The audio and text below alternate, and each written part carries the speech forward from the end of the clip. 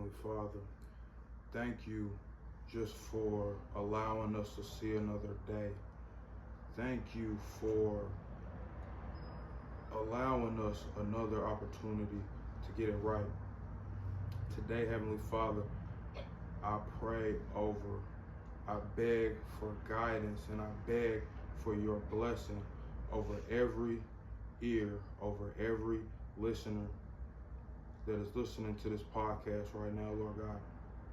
You all are tuned in to the Rookie and the Vet podcast, RVP, with your host, Cody Meeks. Let's get into it, folks. Listen, folks, this is a long way in the making. I can't stress it enough. Like I said, I'm going to be vulnerable with you guys. This is going to be raw. This is going to be, it is what it is. This is how I want it to be. It has to come out a certain way. That's a part of this vision, right? It's a part of my purpose. Y'all are day ones. We are literally getting it out the mud together. I appreciate y'all. I appreciate y'all, family, friends, supporters. Everyone who is listening right now, we're day ones. Y'all are day ones. We're locked in like this, folks. The mission statement for the Rookie and the Vet podcast is we will strive to shine a light on the positive, right? We will strive to shine a light on the successful individuals in our community, okay? This platform is their voice. I cannot stress that enough to you guys. I want this, I need this to be an outlet for y'all. There's people listening right now who they need their just due, right? There's wonderful, beautiful people in this community, and they have a story to tell, right? That's what the RVPod, Rookie and the Vet, is going to be all about, ladies and gentlemen. At the RVPod, we will strive to let their stories and testimonies be heard. The premise: this is a sports lifestyle channel. We're going to stream it across. We're on Facebook. We're on Instagram. We're on TikTok. We're on YouTube. The links are in the bio. Don't worry about it. Several different platforms. Like I said, I'm going to share my knowledge. I'm going to share my life experiences with the audience. Does that sound good? We'll talk sports, of course, absolutely. We'll share my thoughts and opinions on the most recent sports, most recent current events. Later on down the road, once we get established, folks, of course, I would like to bring on guest co-hosts, and we'll chop it up. The guest co-hosts will also be on board when we do our interviews, okay? All good stuff. Conversation with guest hosts will share their testimonies as well and interview family, friends, individuals. Like I said, positive people in the community. Athletes as well. I want to get, because of my sports background, because of my athletic background, I want to get with past, present, future, even future, you got it, Kay. Even future, that's my son in the back. Even future stars in the community, right? Where are they now? Again, we've all got a story to be told. Folks of all walks of life, this is our hometown. Again, we've all got a story to be told. Folks of all walks of life, this is our hometown. Individuals very well may have gone on to other, states and cities and countries. doing various things. I want to meet with folks whenever they get back in town, right? That's my vision, right? I want to build a platform where this will be where folks can go. We're going to give folks their flowers here. We're going to meet with successful entrepreneurs, influencers, and we're going to give them the credit that they deserve. Friends, family, supporters, the community. As you all, I'm sure you all know now, I am the creator of the Rookie and the Vet podcast. I go by Cody Meeks. I'm 29 years of age, going on 30, right? Born and raised in St. Louis County, excuse me, the city of Florissant to be exact. I'm Lisa and Tony's kids, right? Beautiful people. My mother is a retired worker. She worked for the District of Rittner for 30, nearly 40 years. She's a known figure in her space. She's loved and revered by everybody that she comes across, right? My dad, my pops, Tony, Anthony Meeks, out of Wilson, Missouri. He was a two-sport athlete, right? He played basketball, played some baseball. He was actually lucky enough to be a two-time, not one. He was lucky enough to be a two-time high school state champion at Wilson High School. Shout out to the Trojans. He takes pride in that. Shout out to Coach Calloway, Mr. Calloway. I've heard many stories about his coach growing up. He played baseball and he played softball even up into his adult years until he tore his calf. And that pretty much, he had to put the ball up after that for sure, right?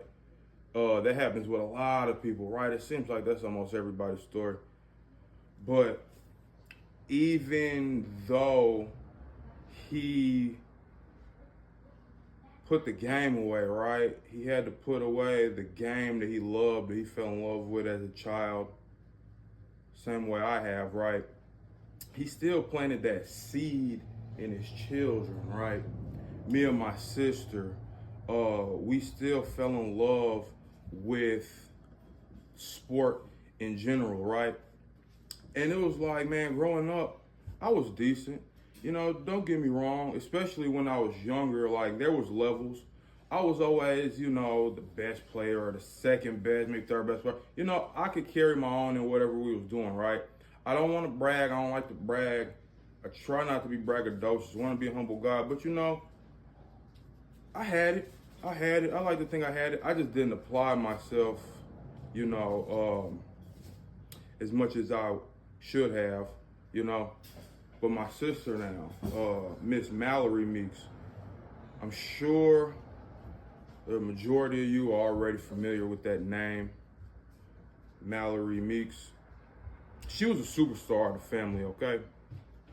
Phenomenal talent in whatever she put her mind to, right? It was an honor to watch her play back in the day, man. Although I'm always going to stick to my laurels, right? I'm always going to stick to the fact that Mal never beat me in any game of one-on-one, don't matter what the sport was, I wouldn't tolerate it. I used to tell her, like, I don't care if you make it to the league. You ain't never going to beat me in nothing. I'll see to it. I will see to it, right? Wasn't going to happen. Ain't going to happen. I think the only thing that she did beat me in was a couple games of ping pong, right? Back in the basement, back on Chase Street, Fox Lake, right? It's all good stuff. Oh man. So like I said, I had a younger sister. I have a younger sister. I had an eldest brother, a beautiful soul, Tyler O'Neal Meeks. So let me tell you a little bit about Tyler O'Neal Meeks, right? He's no longer with us now. Like I said, a beautiful soul. He was born nearly 3 months premature, right? He was due in January of 92. He touched down in October of 91, right? born premature. He was diagnosed with cerebral palsy at birth. This allowed him, he wasn't able to, he didn't have the same functions, that we have. He wasn't able to walk or talk without assistance. He wasn't able to eat without assistance. He couldn't eat by mouth, folks. He had a feeding tube, a G tube, planted in his stomach, and that's how he was able to eat. So, nevertheless, doctors and nurses, they told my mother the day he was born he wasn't going to make it out of the hospital, right? They didn't think he was going to make it but 2-3 days, right? Maybe 72 hours. But by the grace of God, this young man made it to 17 years old before he was called by his maker. I would like to think that my humility, right, my heart comes from my brother, right? My humility comes from my brother. My heart comes from my brother. I wear it on my sleeve. That young man is a reminder of perfection, yes? We live, folks, in a world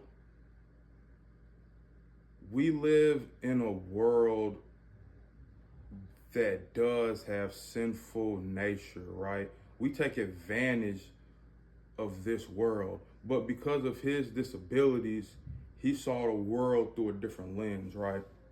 And that always stuck with me, man. Pops, again, I'll jump back to my father here. Pops, son of Miss Gibson and Wendell O'Neill, my mom's daughter to Wallace Elwood Jackson of St. Louis City. He was a pioneer in the community, folks. He was the first African American to open and own a TV shop, Jackson's TV Repair Company on North Kings Highway. He sold new, used, repaired television sets. Again, a pillar in the community, something or somebody that I strive to be when I grow up, right? I have an outstanding set of role models, man. And then there's her, right? My mother's mother, my grandma, Marie Elizabeth Wallace Jackson. She went by her middle name, Elizabeth. And boy, let me tell you something, folks. Was Elizabeth Jackson something special? So my father played a crucial part in my upbringing in the sports.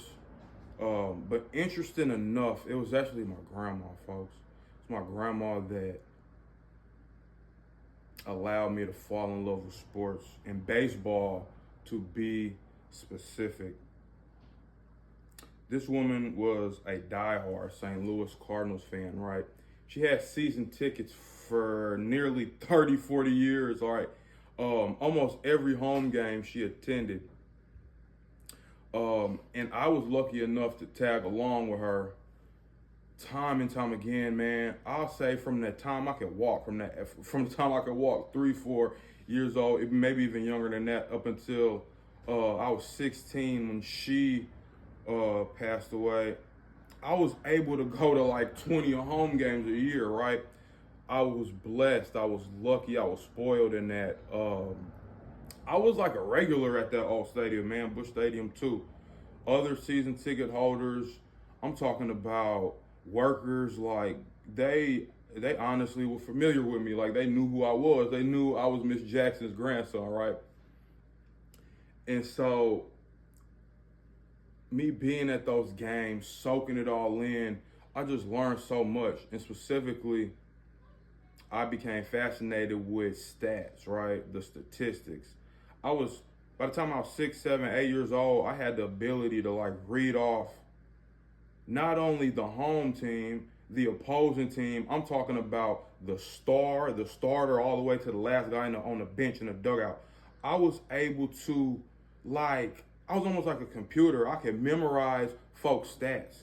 I could memorize season stats, career stats. Like it was something crazy. And it's like, I still had that ability now, but like even back then, I was just drawn in. It was like, I had a sixth sense when it came to it, right? It's a cool thing. I would honestly sit up in the front room whenever I couldn't make a game. I would sit up in the front room with my scorecard, right? And I'm in elementary school, folks. I'm keeping stats. I'm keeping up with the game on my couch, on the floor in the living room, y'all. Like, it was that deep. Whether it was Cardinal games, basketball, football games come on, I'm literally sitting there drawing up plays like I'm a coach, right? Like, that's just what I was on, man. Like, I ate, slept, breathed it. If I wasn't playing, I was trying to take it in some way, somehow, right? It's all good stuff, man. It's a beautiful thing. The game of sports, the doors that it opens, the avenues, right? And I always and I would always say to myself, like, if I wasn't gonna make it to the league, which I know is one out of, it's a needle in a haystack. If I wasn't able to make it, I wanted to be on the sidelines, right? Whether it was a reporter, I wanted to be on ESPN, I wanted to be an agent or a manager, just something, right? I wanted to be in that sports environment, period. I thrive in it. It makes me a kid again. This is kind of what set the stage for what we have going on now, folks, with this platform, with the Rookie and the Vet podcast. It's an extension of my childhood dreams and my aspirations. Now, with that being said, folks that did grow up with me, right? Shout out to lifelong friends, Deontay Mahomes, Javon Alexander, Joseph Hamilton. I know there's eyes and ears on this. I know y'all are going to hear this. If you ask them, right, they'll probably agree that I was mostly a quiet guy, right, an introvert. And it was to a fault, right? I basically grew up under a rock, as my wife calls it.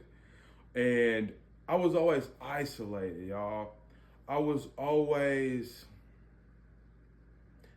I was setting myself back, right? I didn't want to take that leap of faith. I was just scared. I was scared out of my mind, right? But that was just because now that I'm older looking back, I was at such a young age, folks. I didn't understand my purpose. I didn't have the vision, the confidence. I didn't understand how powerful and special I was, right?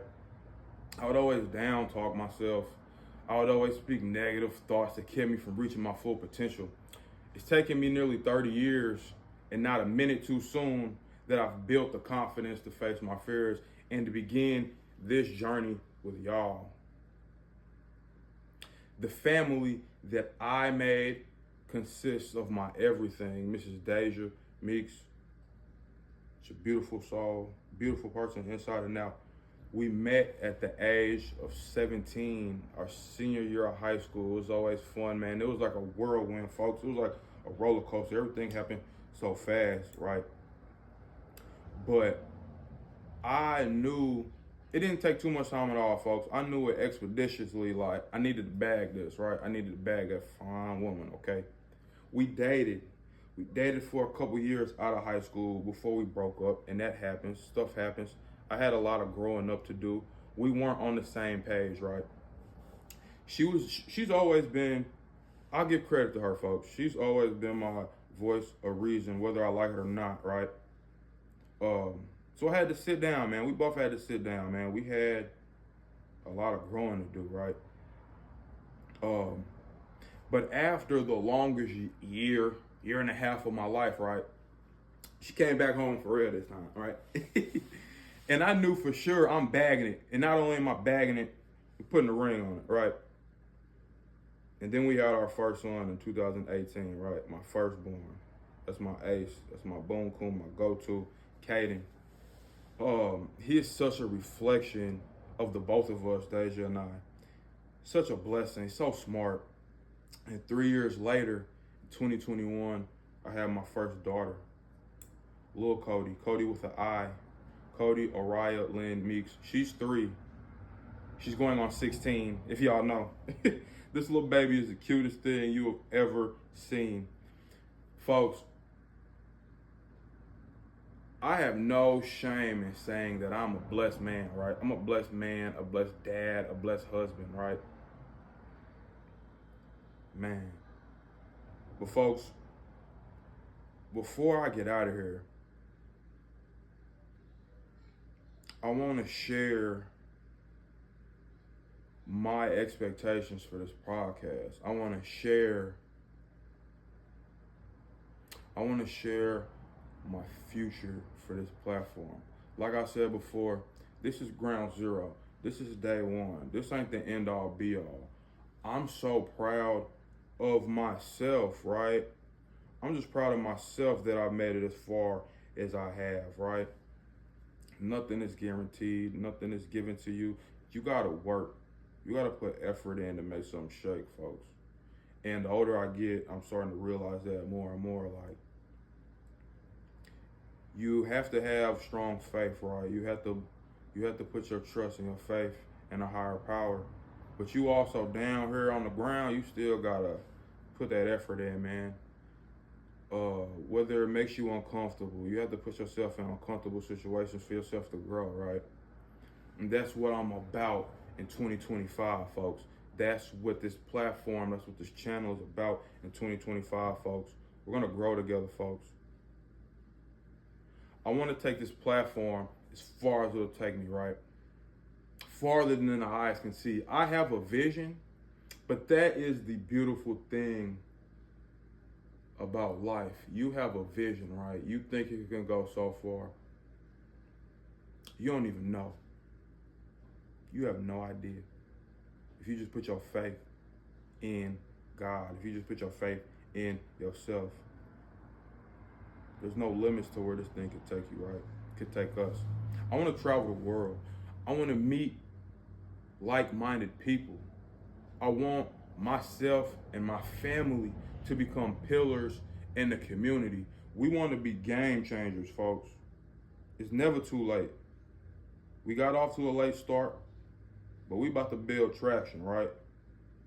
We want to fulfill our purpose that the Lord intended for us. Folks, it's the week of Thanksgiving. We're uploading on Thanksgiving Day. I'm recording the day before. And if you all have been following along for the first month of this rollout, I've asked you all the question, what are you grateful for? What are you thankful for, right? And that has resonated with me so much lately. I've been giving thanks daily when I wake up, when I go to bed, what I'm grateful for. So I would ask you all again, on this Thanksgiving Day, what are you thankful for? What are you grateful for? That is the very first step, folks. Like, it ain't perfect. Life will not go the way that you intended to at all times. There's roadblocks, there's obstacles, but you still give thanks. You woke up today, did you not? You are in good health or decent enough, are you not? You have eyes, ears, limbs, do you not? So just keep that in mind. I can share with you all what I'm thankful for. I can go on and on and on. I honestly can go on and on and on, but I'll share with you all, obviously, just what I'm obviously thankful for. I'm thankful for the ability. I'm grateful for the skills that I have, the ability that I have, seen and unseen. I'm grateful for the fact that there's so much more that I can tap into, and I will, right? I'm thankful for just the love that I receive, man. Like, I'm loved. I was loved. I'm supported by so many, man. And it's like, sometimes you don't take account of all the people that got your back, right? Of all the people that care for you, care about you, right? That won't the best for me. They want the most for me more than I even want for myself, right? That's a beautiful thing, because some people don't have that. Some people don't have a system. Some people don't have a support system. But I'm grateful enough to understand that I do, right? Like, I can never go without. I will never go without, because I have too many hands on deck. There's too many people in this village, right? And that's why I have the confidence that we're going to be pillars in this community, man, because we coming deep, folks. Between my family and my wife's family, we coming deep, we coming. Gotta believe that. So again, what am I thankful for? Beautiful children, beautiful mother, beautiful father, beautiful upbringing. It wasn't the best, but it certainly wasn't the worst. I'm grateful for Mr. Tyler O'Neal Meeks, that beautiful angel that was sent from heaven to live with us for 17 years on this earth. I was able at a young age, to see at a young age what a believer looked like, folks. I was able to see at a young age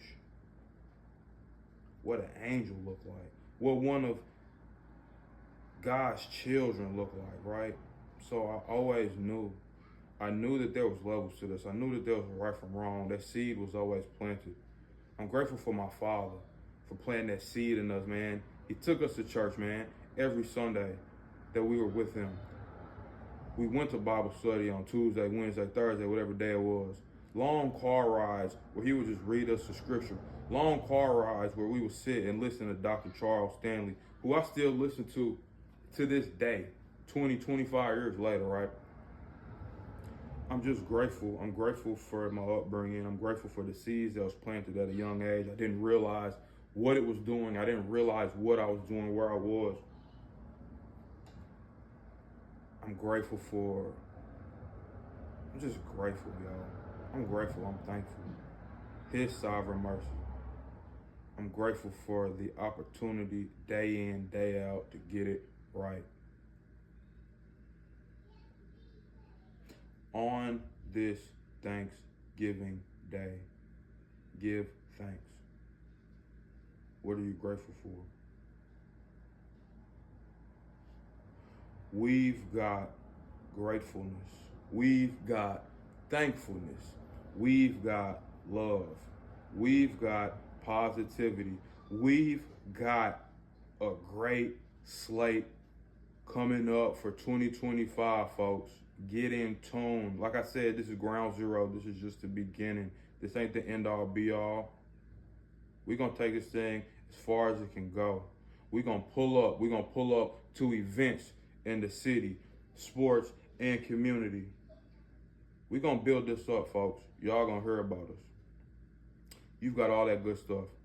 You've got the Rookie and the Vet podcast hosted by yours truly, Cody Meeks. See ya. Finna go eat real good.